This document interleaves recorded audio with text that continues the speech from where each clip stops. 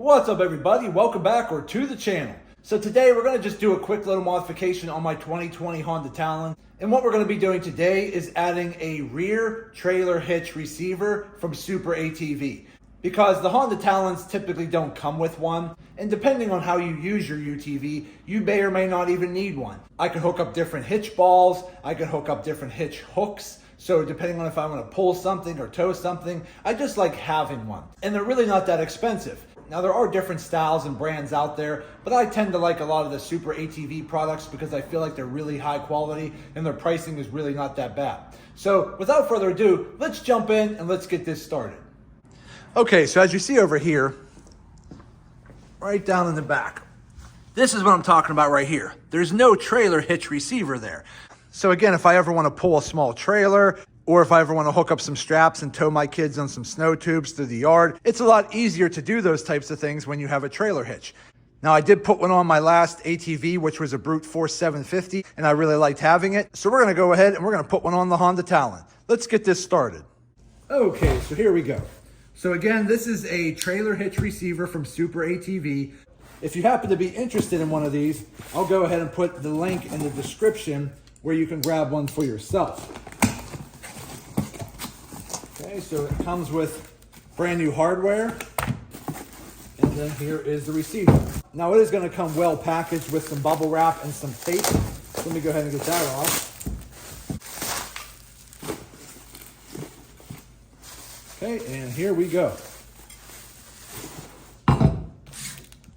So this right here is the SuperATV hitch receiver. It already comes with your bolt and cotter pin. This is a 2-inch opening, so it'll pretty much work with any 2-inch ball setup. Now, one thing I do really like about the SuperATV compared to some of the cheaper ones is that it actually has minimal cutouts. Okay, some of the other ones have all these different cutouts, which just exposes the rear differential a little bit more. And I actually like the idea of this receiver covering the rear differential a little bit more.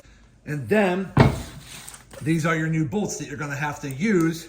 So to get this installed, what we're going to have to do is probably get my jack and jack up the back end. Now you might not actually have to jack up the back end, but it's probably recommended because we need to get these wheels off the ground a little bit to take some of the pressure off these joints where those 4 bolts are. So what we got to do is break those 4 bolts first, then maybe jack it up, then go ahead and take the 4 bolts out. Then we're going to put the hitch receiver on, and then we're going to use the new bolts and put the 4 bolts back in, and we should be good to go. But this is what I'm talking about. Your whole rear differential here is currently fully exposed. So I actually like having a hitch receiver that's a little bit more closed off to protect and cover that rear differential. So let me go ahead and start breaking those bolts loose, and we're going to get the jack out here, and we're going to get this install started. Okay, so we're back, and I just have my jack just sitting right underneath this back frame portion here. Again, it's not pinching on anything right here. It's just kind of towards the back. I just have it there as more of a stability support. You don't necessarily have to have your wheels lifted off the ground. You just have to put a jack under and just take a little bit of pressure off of those joints. So I already started working on loosening some of these bolts, and I'm just using 2 17mm sockets. I have one on the back, and then I put one on the front.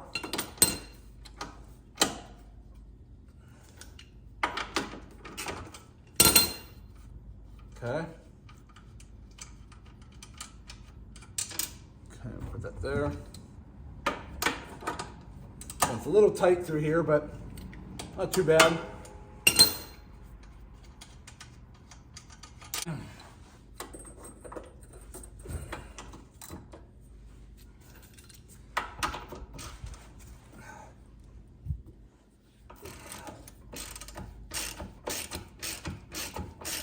We may or may not have to actually use the jack to lift it up to take a little bit of the tension off so that we can actually pull the bolts out.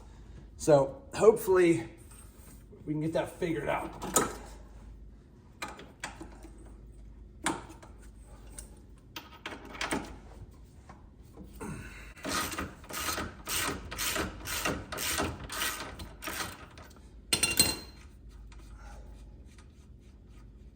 Okay, so we're good to go there. So right now, these bolts are still pretty tight under pressure. So I'm gonna go ahead and try to adjust the jack up or down just slightly so that I can take a little pressure off of those bolts. So give me 1 second. So I just tap these out a little bit.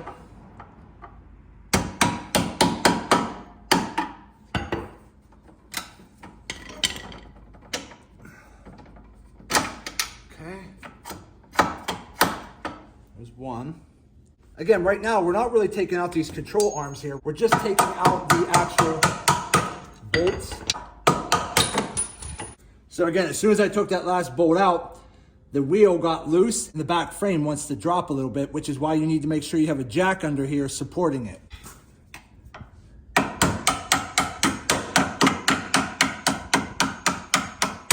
Okay, so as you start getting these bolts out, your control arms are going to probably drop down. The frame's going to want to drop down, which is why it's very important to have a jack under the back. So I did go ahead and jack the back up a little bit higher to pretty much take the wheel pressure off the ground. I'm going to go ahead and slap some jack stands in here just in case, and then we'll go ahead and get our receiver hitch put on. So I'll be right back. Okay, so I went ahead and I just put some jack stands under here as a precautionary because I do have the back end jacked up with my jack, and I just do have a metal spacer in between because my jack doesn't quite go high enough. Again, I just have the jacks under there just in case my jack would happen to fail a little bit. It's gonna end up resting on the jacks anyway. So now that we have all 4 bolts taken out, now we could go ahead, line up our hitch receiver, put our brand new bolts in, and tighten everything back down.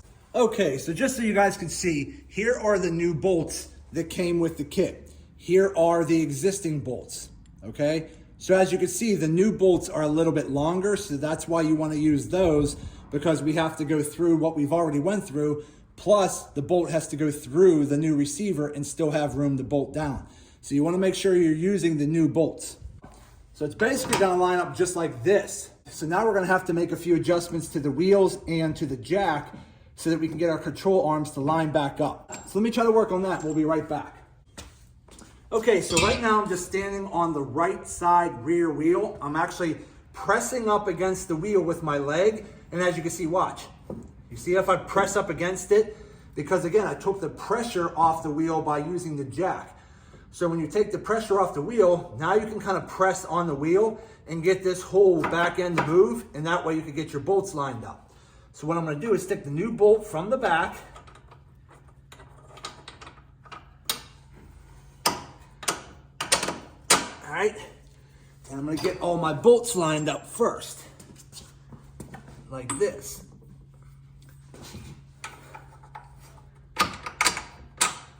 Okay. And then once you get your bolts lined up, then you could go ahead and just very easily slide on the new bracket, and then everything will work.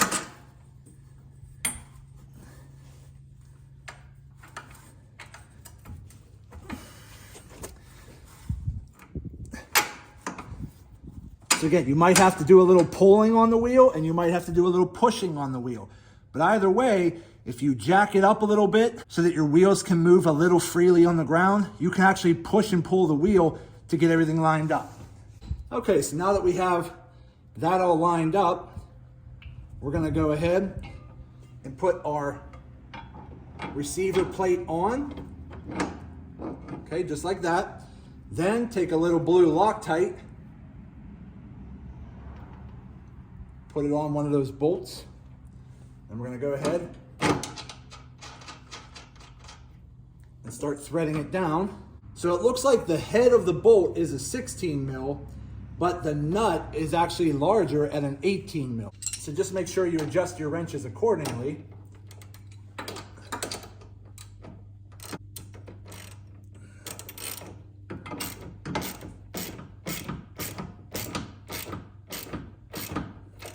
I'm not fully tightening them all down just yet. I just want to get all my bolts on first. Okay.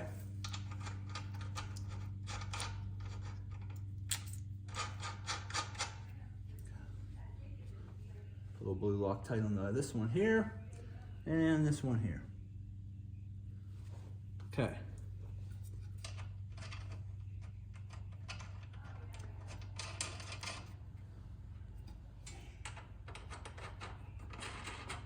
All right, so now that we have all of our bolts, and nuts on with our blue Loctite. Now we just gotta go back through and start tightening it all up.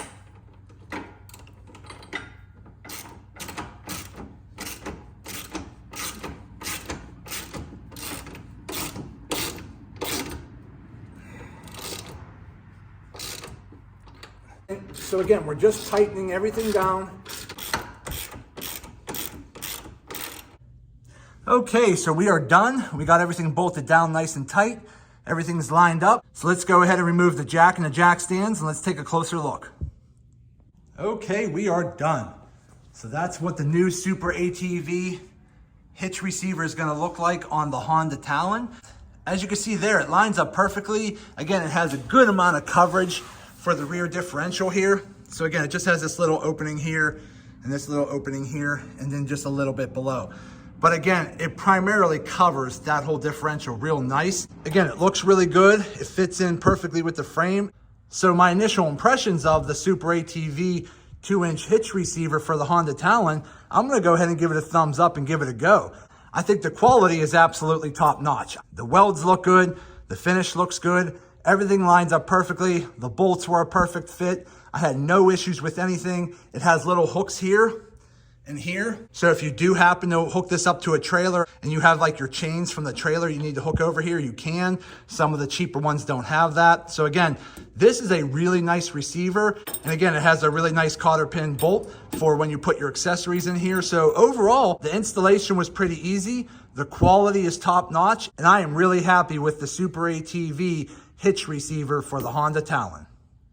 Okay, everybody, we are finally done. So I told you this was going to be a quick and easy modification. Again, it really doesn't take that long to install, maybe 10 to 15 minutes. So again, just use a jack to jack up your vehicle a little bit to take a lot of that pressure and tension off of your control arms and get those tires just slightly off the ground. Once you take all that tension off the back, you could go ahead and unbolt all 4 bolts.